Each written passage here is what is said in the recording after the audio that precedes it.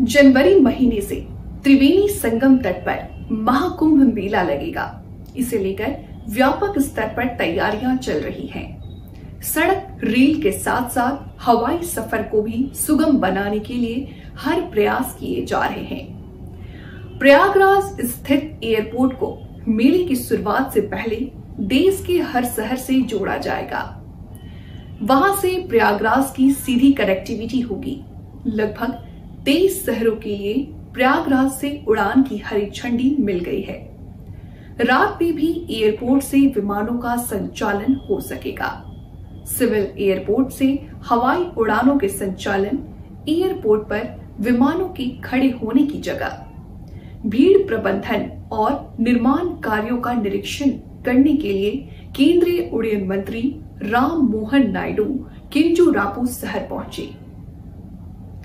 इस दौरान मीडिया से बातचीत में उन्होंने कहा कि वो दक्षिण भारत आंध्र प्रदेश से आते हैं। वहां के लोग या मुझे स्वयं अगर प्रयागराज आना है तो हम विमान सेवा चाहेंगे। यही कामना देश के हर हिस्से में है। खासकर महाकुंभ के दौरान हम अधिकतम शहरों को जोड़ेंगे। अभी 8 फ्लाइटें आ रही हैं, उसकी संख्या बढ़ाएंगे।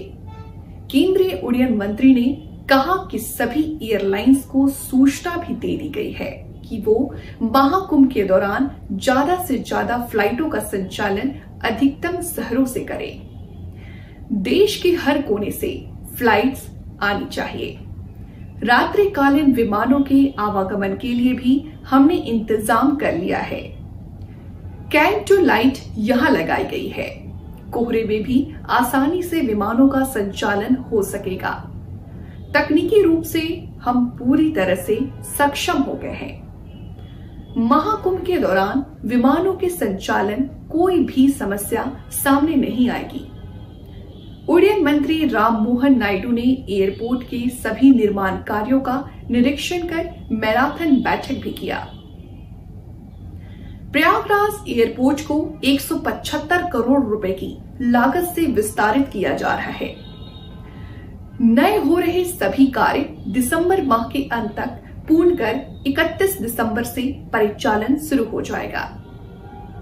एयरपोर्ट विकास के तहत बनाए जा रहे नए टर्मिनल भवन की क्षमता 850 यात्रियों की है। इसके साथ 15 विमान अब एक साथ खड़े हो सकते हैं। इसके अलावा पार्किंग में अब 400 कारों को खड़ा किया जा सकता है। बेंगलुरु के एआई इंजीनियर अतुल सुभाष की आत्महत्या के मामले में कर्नाटक पुलिस ने पत्नी निकिता सिंघानिया और उनके परिवार के सदस्यों को नोटिस जारी किया है। पुलिस ने इसमें पत्नी निकिता और उनकी मां निशा सिंघानिया के साथ भाई सिंघानिया के साथ अनुराग सिंघानिया और चाचा सुशील सिंघानिया को पुलिस थाने में हाजिर होने को कहा है। पुलिस ने अतुल सुभाष की पत्नी और उनके परिवार के सदस्यों को 72 घंटे का समय दिया है। पुलिस ने ये कार्रवाई अतुल सुभाष के भाई की शिकायत के बाद की है। पुलिस के नोटिस के अनुसार निकिता सिंघानिया को, जिसमें बेंगलुरु के मराठाहल्ली पुलिस स्टेशन में हाजिर होना होगा। अतुल सुभाष के भाई विकास कुमार की शिकायत के बाद कर्नाटक के बेंगलुरु पुलिस एक महिला पुलिसकर्मी सहित 4 सदस्यीय टीम उत्तर प्रदेश के जौनपुर पहुंची थी।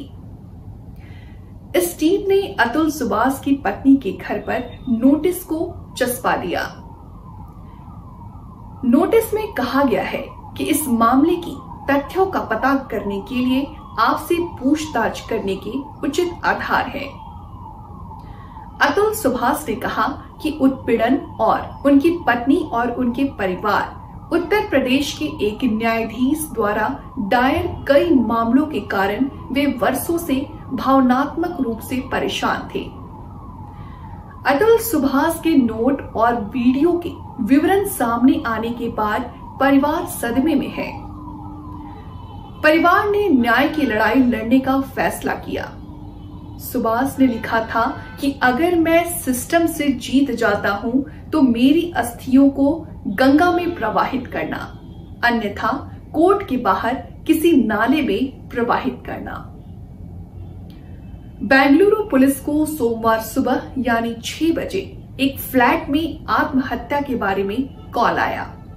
बेंगलुरु पुलिस को सोमवार सुबह 6 बजे एक फ्लैट में आत्महत्या के बारे में कॉल आया। पुलिस ने पाया कि फ्लैट अंदर से बंद था।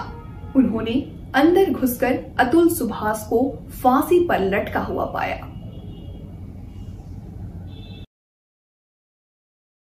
एक्टर अल्लू अर्जुन को पुष्पा 2 भगदड़ मामले में तेलंगाना हाई कोर्ट ने शुक्रवार यानी 13 दिसंबर 2024 को जमानत दे दी है। पुष्पा 2 की स्क्रीनिंग के दौरान भगदड़ हुई थी, जिसमें एक महिला की मौत हो गई थी, जिसे लेकर सोशल मीडिया पर बवाल मचा हुआ है। लेकिन अल्लू अर्जुन की जमानत का शाहरुख खान की रईस फिल्म से कनेक्शन है। अब आप सोच रहे होंगे कि क्या कनेक्शन है, तो आइए हम आपको बताते हैं।